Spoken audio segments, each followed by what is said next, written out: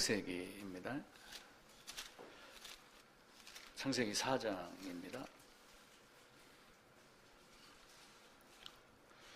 4장 25절, 26절 두 절 함께 읽고 말씀 보겠습니다. 창세기 4장 25, 26입니다. 아담이 다시 자기 아내와 동침하매 그가 아들을 낳아 그의 이름을 셋이라 하였으니 이는 하나님이 내게 가인이 죽인 아벨 대신에 다른 씻을 주셨다 함이며 셋도 아들을 낳고 그의 이름을 에노스라 하였으며 그때 사람들이 비로소 여호와의 이름을 불렀더라. 아멘. 십과할 차례입니다. 여호와를 처음 부른 것과 처음 단을 세운 것이어서 그 위치보다는 처음이라고 하는 말로 아마 의문을 가졌던 것 같습니다. 이제 에노스가 어떤 뜻이냐 하면은 에노스는 아담과 같은 사람이라는 뜻입니다.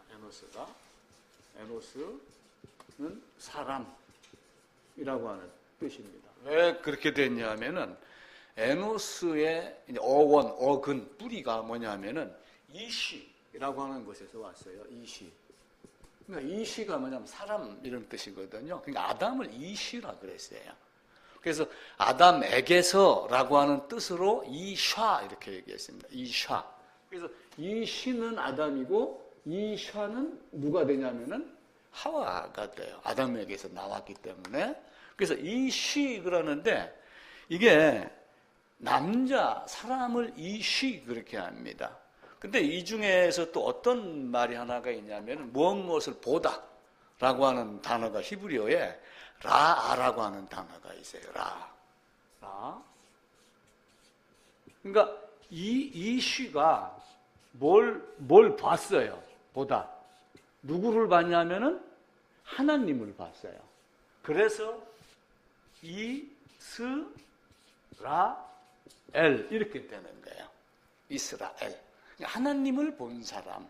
물론 하나님을 본 사람은 아담도 봤고 셋도 봤고 쭉 다 봤죠. 근데 야곱에 가가지고 이스라엘이라 하리라. 하나님과 씨름하여 이겼다라고 하지만 어쩌면 하나님의 돌보심 아래 들어갔다라고 이제 볼 수도 있죠. 그래서 이스라엘이 뭐냐면은 이시보다 하나님을. 근데 그 이시에서 누가 나왔냐면 에노스가 나온 거예요. 근데 이게 이제 히브리어로 들어가서 사전을 정확하게 보면은 에노시 이렇게 에노시 되어 있어요. 근데 에노시는 어디에서 유래를 했냐면은 아나시라고 하는 단어에서 유래가 됩니다. 에노스는 아나시가 에노스로 바뀌면서 나와요. 근데 아나시가 뭐냐면은 고칠 수 없다. 깨지기 쉽다.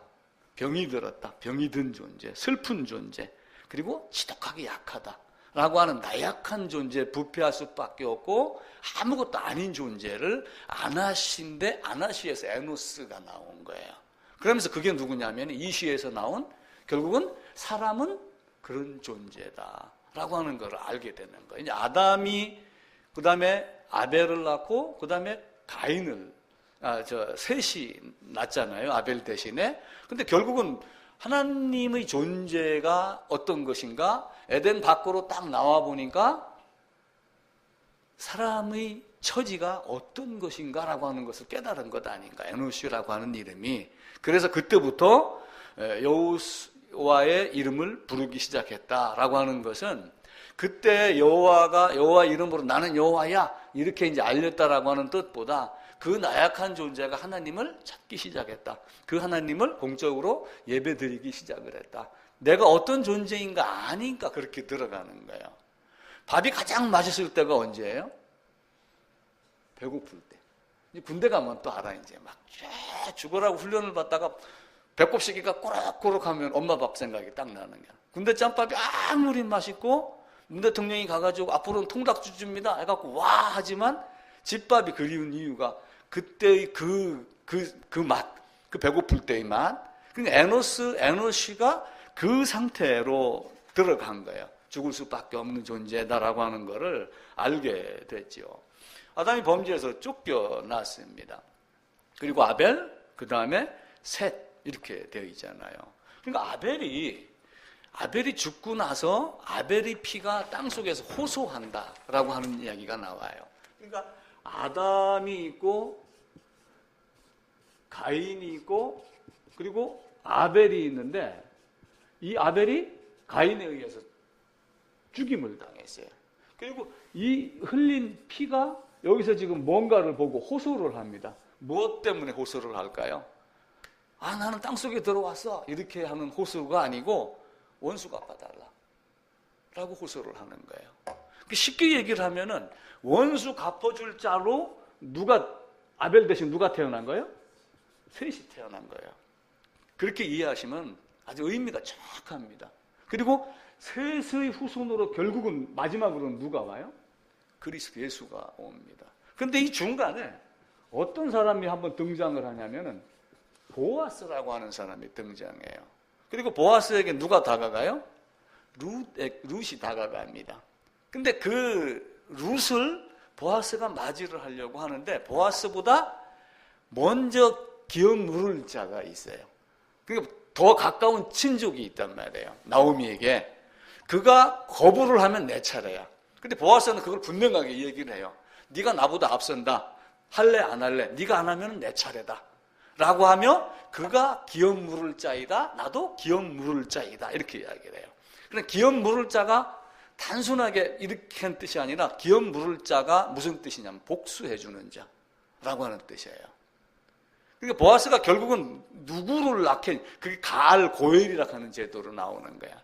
그래서 그게 뭐냐면은 결국은 복수해 주는 자. 셋도 사실은 아벨이 복수자로 나오는 거예요. 그래서 아벨의 피보다 더 나은 피, 그리스도의 피가 사실은 누구를 복수해요? 가인? 어쩌면은 이 뒤에서 아담과 가인을 조종한 사탄을 없애는 거예요. 그런데 예수님은 신기하게도 와서 자기가 죽으면서 사탄을 없앴다고 이렇게 이야기를 해요. 히브리 기자를 통해서. 내가 죽으며 사탄이 존재를 없애는 그 오묘한 신비가 성경에 기록이 되어 있는 겁니다. 그래서 흙으로 가야 되는 존재라고 하는 처절한 자기의 모습을 보고 에노스라 했다. 이렇게 되는 거죠. 그래서 결국은 아담도 너는 흙이니 흙으로 돌아가라 이렇게 하죠. 모든 사람은 먼지와 같은 존재다. 시편 104편에도 보면은 우리는 죽어서 먼지로 가는 그런 티끌 같은 존재에 불과하다. 이렇게 얘기를 합니다. 또 에레미야서 한번 찾아보겠습니다. 에레미야 17장입니다. 에레미야 17장 13절입니다. 제 성경으로 1078쪽입니다. 그래서 창세기 3장 19절에서 너는 흙이니 흙으로 돌아가라 라고 말씀을 하는데 이 에레미야도 이렇게 말씀을 하셔요. 17장 13절입니다.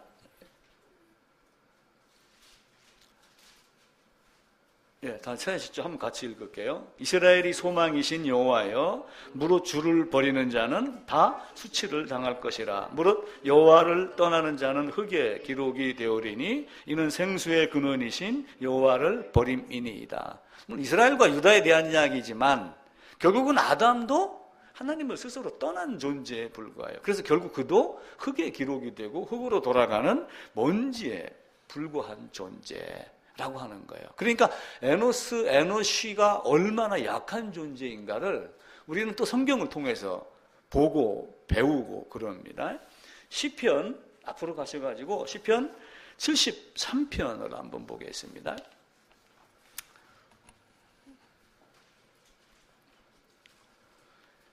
이제 이 가인의 후손들이 형통하다라고 하는 단어를 우리가 거듭난 자가 하나님의 백성들이 써먹어야지 되는데 이들에게 써먹으면서 그들이 형통하다 이렇게 하는 장면이 나와요. 자, 시편 73편을 읽으면은 기가 막힌 장면이 나옵니다. 1편 1절부터 몇 절만 같이 읽어볼게요.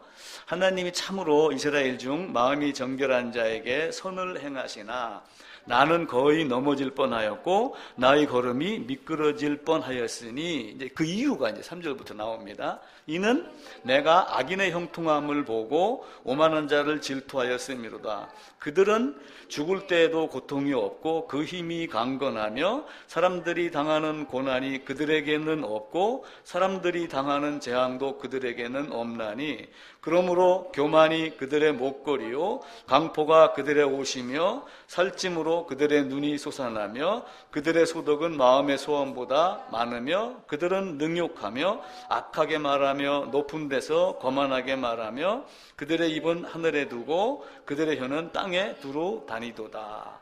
이렇게 하며 그들의 입을 하늘에 둔다는 얘기는 하늘을 거슬러 말을 함부로 한다, 이런 의미예요. 그런데 이렇게 악한 자가 형통한 걸 보고 깜짝 놀란 거예요. 시편 기자가. 왜 그럴까? 그런데 그래서 아기는 죽는데도 고통도 없이 죽고, 아니 예수 안 믿고 하나님 안 믿는다 하고 그러는데 왜 저들은 저렇게 잘 살아? 이 생각이 딱 들어가는데 나중에 그걸 깨달은 거예요. 언제 깨달았냐면은 17절입니다. 하나님의 성소에 들어갈 때야 그들의 종말을 내가 깨달았나이다. 주께서 참으로 그들을 미끄러운 곳에 두시며 파멸에 던지시니 그들이 어찌하여 그리 갑자기 황폐되었는가? 놀랄 정도로 그들은 진멸하였나이다. 이렇게 말씀을 하셔요. 그러니까 지금 눈에 보이는 흥왕, 형통이 반드시 좋은 것은 아니고 잠시 이 세상에서 그렇게 누리고 살 수는 있죠. 그러나 종말에는 어떤 결과가 와요? 예수가 내 안에 있는 자와 없는 자, 생명이 있는 자와 없는 자. 물론 세상에서는 생명이 없더라도 자기가 노력을 하고 또 나름대로 열심, 그러면서 또 어떤 다른 어떤 행태를 통해서도 더 많은 것을 가질 수 있고 누릴 수가 있지만 끝내는 그것이 다 어디로 가요? 빈손으로 간다라고 하는 거예요. 그런데 이 5절에 사람들이 당하는 고난이라고 하는 요 사람이 원어가 에노시예요. 에노시. 그리고 그 뒤로 쭉 가가지고 그들에게는 없고 사람들이 당하는 재앙도 하는 그 사람들이 히브리 원어로 성경에 들어가게 되면 아담이라고 하는 거예요. 그런 정도로 에노시와 아담이 흙으로 돌아가야 되고 당하는 이런 존재밖에 안 된다라고 하는 거예요. 그런데 그들이 쇠수로 말미암아 끝내는 그리스도로 말미암아 존재가 바뀌는 그런 역사가 일어나죠. 그래서 그들이 여호와의 이름을 불렀다라고 이렇게 얘기를 했을 때는 이제 공적 예배다라고 하지만 한편으로는 나약한 존재로서 하나님께 매달렸다라고 보는 것도 무방할 것이다라고 저는 생각을 합니다. 여호와라고 하는 이름이 나오는데 여호와, 야훼 우리가 이제 이런 식으로 발음을 하죠. 그래서 하나님의 공식적인 이름을 우리가 여호와, 야훼 이제 발음 약간 차이가 있지만은 그렇게 하면서 자존자, 스스로 존재하는 하나님. 출애굽기 3장 14절에 나오는 대로 나는 스스로 있는 자다라고 하며 하나님이 자기 존재를 알립니다. 자기의 존재와 자기 임재를 알리면서 나는 이런 존재야, 나는 스스로 있는 존재야 라고 하며 이스라엘 백성을 출애굽에서 꺼내기 이전에 하나님과 백성 사이의 관계를 드러내면 나는 이런 존재야 라고 하며 언약의 하나님임을 말씀을 하셔요. 그러면서 그 언약을 기억하였다. 누구하고 언약을 했어요? 아브라함하고 언약했습니다. 그런데 실제 그걸 쭉 거슬러 올라가면은 이미 아담이 범죄하고 사탄에게 이렇게 할 거다라고 하면 내가 여자의 후손으로 갈 거다라고 하면 이미 창세전에 예정한 모든 자들에게 뭘 했냐면 언약을 했어요. 이제 그 언약을 아브라함하고 시작한 언약 같지만 실제는 창세기 3장 15절에서 이미 훗날 가겠다라고 한 언약을 아브라함에게도 반복하고 이삭에게도 반복하고 다윗 솔로몬에게도 반복하여 말한 것이거든요.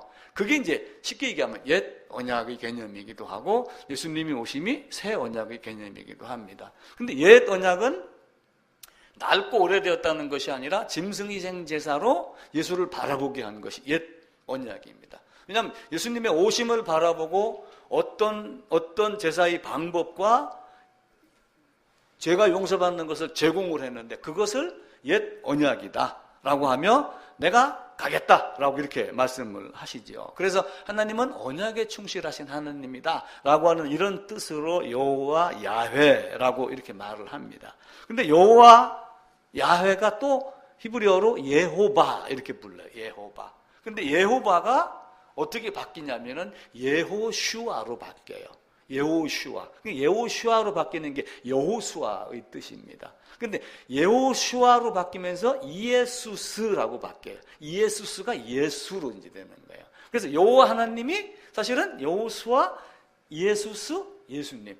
그래서 내가 아버지가 보내서 왔지만 아버지와 나는 하나다라고 하는, 아버지와 나는 하나다. 아버지가 내 안에, 내가 아버지 안에. 그리고 심판하는 권세를 다 아들에게 맡겼다. 그건 아들이 듬직해서 아니고 아버지와 아들이 같은 분이고, 우리가 인간이 이해하기 쉽게 아들의 위격, 성부의 위격으로 말하기 때문에 그런 것이지 따로따로 있는 것이 아니다라고 하는 거예요. 그래서 여호와의 이름이 이스라엘 백성에게는 두려운 이름으로 많이 바뀌었습니다. 레위기 24장에 보게 되면은, 출애굽기 다음에 레위기 24장입니다.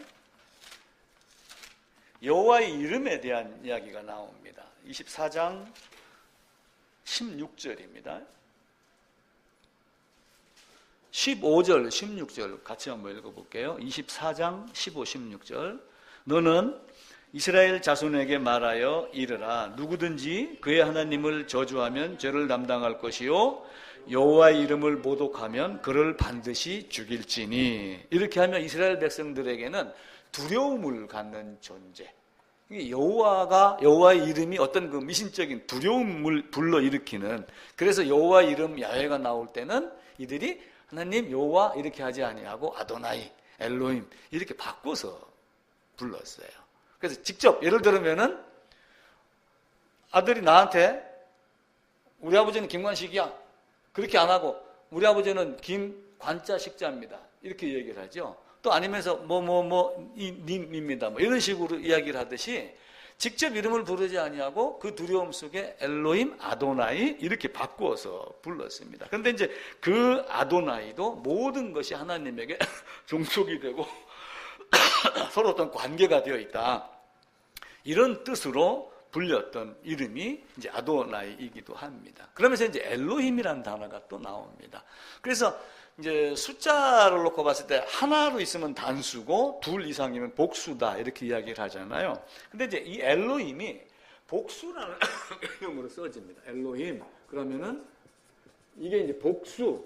그러니까 이게 이제 단수 복수의 개념에서 복수로 나왔으니까 하나님이 여럿 아니야. 사람들은 이렇게 생각을 하는 거예요. 근데 삼위일체 하나님은 한 분 하나님이거든요. 신명기 6장 4절 5절에도 보면 이스라엘에 들으라 우리 하나님 여호와는 오직 유일하신 하나님이니 라고 하면 유일이라는 개념을 말씀을 합니다. 그러니까 엘로힘에서 복수를 쓴 것은 장엄 복수다 이렇게 얘기해요. 장엄 복수. 그러니까 위험이 있다.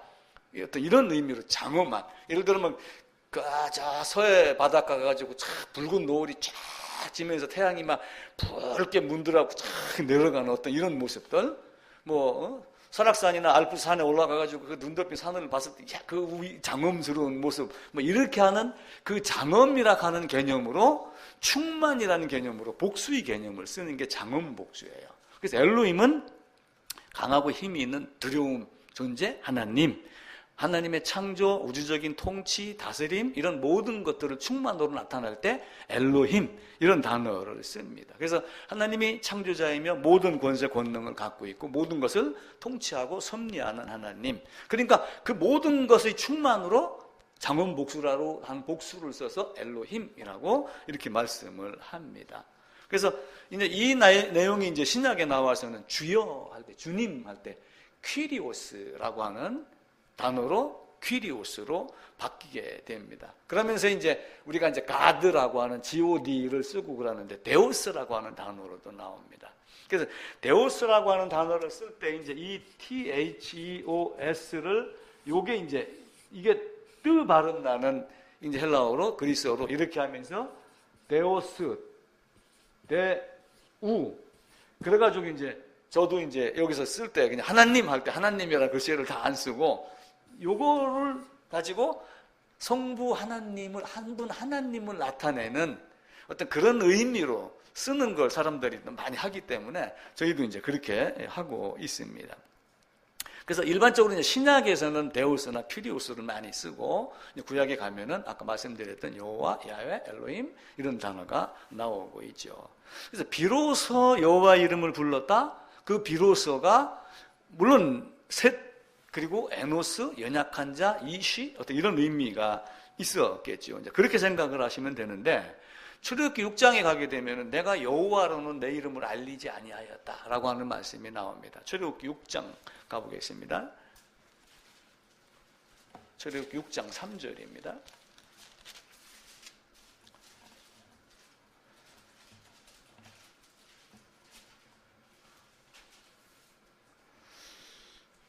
내가 아브라함과 이삭과 야곱에게 전능의 하나님으로 나타났으나 나의 이름을 여호와로는 그들에게 알리지 아니하였다. 물론 에노스도 여호와 이름을 부르기 시작을 했는데 왜 그런 의미를 부여했을까? 그래서 아마 그 출애굽이라고 하는 어떤 그 의미를 부여를 해서 아브라함으로 시작하여 어떤 신정국가, 국가 시스템을 가지고 하나님이 세상에서 사망에서 어떤 자를 끄집어내서 새 예루살렘의 하나님 나라의 어떤 것을 형성하는 그 단계의 시작으로 내가 언약을 하는 하나님, 나는 너를 구속하여 내는 하나님이라고 하는 그 의미로 출애굽에서 처음 말씀을 하셨을 것이고, 창세기에서는 그냥 여호와 하나님이 어떤 경배의 대상, 막 그렇게 이해를 하는 것이 가장 좋다라고 이렇게 이 책에서도 약간 그렇게 이야기를 하고 있고, 저도 묵상을 해보니까 그렇게만 이해를 하는 것이 가장 좋겠다라는 생각이 들어갑니다. 그래서 여호와 하나님이 우리에게 나는 스스로 있는 자다라고 하는 그 하나님이 I will be who I will be, I will be that I will be 이렇게 하면 나는 내가 앞으로 어떤 일을 하면서 내가 어떤 존재인가를 드러내겠다 라고 하는 뜻이거든요. 그게 정확히 얘기를 하면은. 그러니까 출애굽해서 백성을 끄집어내면서 내가 어떤 하나님인 줄 내가 너희에게, 너희가 내가 처음부터 언약한 그걸 듣고 내가 너희를 이렇게 끄집어냈다라고 하는 것을 말씀을 합니다. 그래서 6장 5절, 7절, 5절에서 7절까지 다시 한번 같이 읽어볼게요. 이제 애굽 사람이 종으로 삼은 이스라엘 자손의 신음소리를 내가 듣고 나의 언약을 기억하노라. 그러므로 이스라엘 자손에게 말하기를 나는 여호와라. 내가 애굽 사람이 무거운 짐 밑에서 너희를 빼내며 그들의 노역에서 너희를 건지며 편팔과 여러 큰 심판들로서 너희를 속량하여 너희를 내 백성으로 삼고 나는 너희의 하나님이 되리니 나는 애굽 사람이 무거운 짐 밑에서 너희를 빼낸 너희의 하나님 여호와인 줄 너희가 알리라. 그래서 여호와라고 하는 이름 자체가 자존자, 스스로 있는 자, 불변성, 관계의 불변성이지만 언약의 하나님이라는 개념을 그래서 출애굽할 때 아브라함 후손들에게 의미를 부여했었고, 이전에는 에노스 시대에는 그 의미를 부여하지 않은 상태에서로 하나님을 알렸다라고 이렇게 보는 것이 좋을 것 같습니다. 또 창세기 13장에 가게 되면은 처음으로 제단을 쌓은 곳이다 이런 말씀이 나와요. 근데 그 처음이 예를 들면은 영어 단어 캄이 있어요. 캄, 오다 이런 게 있어요. 근데 그거를 문장에 따라서 오다가 될 때도 있고 가다가 될 때도 있어요. 그 단어의 의미가, 우리는 이제 수준이 얕으니까 캄하면 무조건 오다 이렇게 하고 그러지만은, 예를 들면 너희는 방주 안으로 들어오라, 들어가라 라고 하는 그 단어가 아마 캄인가를 쓸 거예요. 근데 가만히 보면은 우리가 정확한 의미를 보면은 방주 안에서 하나님이 들어오라 이렇게 부르는 거예요. 근데 또 한편으로는 방주 밖에서 들어가, 성령 하나님의 또 지시가 또 있겠죠. 그때 아마 캄이라는 단어를 쓸 거예요. 그리고 문은 여호와 하나님 밖에서 닫아 넣으시는데, 물론 그분은 무소부지하시는 분이니까 닫아놓고 안으로 들어가기도 하게 되죠.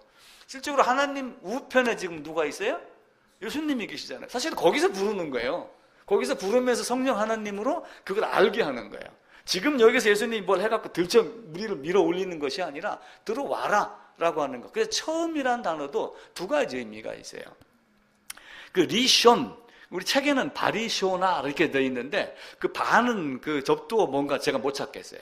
히브리어가 약하기 때문에. 근데 원래 그 의미 처음에라고 하는 원래 원어로 딱 들어가면 리숀이라고 되어 있어요. 그 리숀이 처음, 시초, 시작 이런 뜻으로 되어 있고, 또 하나는 그 전에, 그 이전에, 옛날에, 과거에 이런 뜻이 두 가지 뜻을 다 갖고 있어요.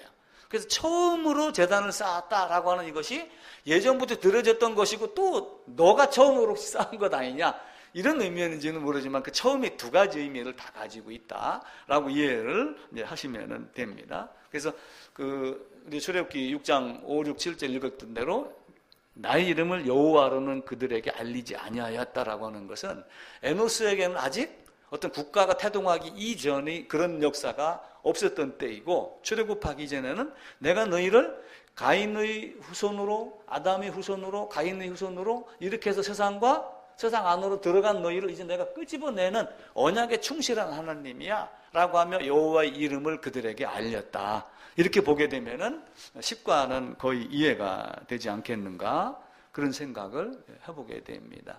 그래서 정리를 하면은 에노스, 에노시, 이시, 이샤, 이스라엘, 이시, 라, 엘, 하나님을 본 사람. 그리고 이시가 결국은 에노스, 이샤, 그러면서 아나시에서 에노시가 됐는데 깨지기 쉽다, 나약한 존재다, 병이 든 존재다 라고 하며 그런 이름을, 그리고 그때부터 비로소 아벨이 죽고 셋이 결국 알고서 에노스를 낳았지만 결국은 아담으로 말미암아 에덴 밖으로 쫓겨난 존재, 아무것도 아닌 존재, 여호와 하나님을 붙잡지 않으면은 그냥 먼지와 같은 존재로 돌아가는 것. 그래서 여호와 이름을 부르기 시작했다. 근데 이때 이제 아담, 셋, 에노스 그러니까 사실은 3대가 예배를 드리는 거예요. 성경은 3대가 예배 드리는 게 많이 나와요. 네 자손의 자손에게, 누구는 누구의 아들이요, 누구의 손자요, 이렇게 해서 3대 표현을 많이 합니다. 그래서 아마 가정, 가족 이런 개념도 많이 들어가고 있고요. 그 다음에 여호와, 야훼, 여호수아, 이에수스 이렇게 말씀을 드렸고, 엘로힘, 장원복수에 대해서 말씀을 드렸고, 신약에서는 퀴리오스, 네오스 이렇게 말씀을 드렸었죠. 그래서 그 이름의 부여 의미도 있고, 또 그 이름을 알렸느냐 알리지 않았느냐는 이미 에노스도 알고 있죠. 아담도 알고 있고. 그런데 그 의미 부여가 아마 그 출애굽할 때 큰 의미로 부여되지 않았겠는가. 왜냐하면 나라가 만들어지기 위해서는 국가의 3요소가 있잖아요. 국가의 3요소가 뭐예요? 국민이 있어야 되고, 그 다음에 땅이 있어야 되고, 법이 있어야지 돼요. 그런데 이제 이 국민이 결국은 어디로 들어가요? 사실은 세상에 있다가 아브라함에게 준 가나안 땅으로 들어가야 되는 거예요. 그러니까 애굽에서 가나안 땅으로 옮겨가는 이 역사를 놓고 사망에서 생명으로 옮겼느니라. 죄에서 의로 바뀌었다라고 하는 그 개념으로 언약의 하나님으로 출애굽해서 여호와의 이름의 의미를 부여하지 않았는가, 그런 생각을 갖게 됩니다.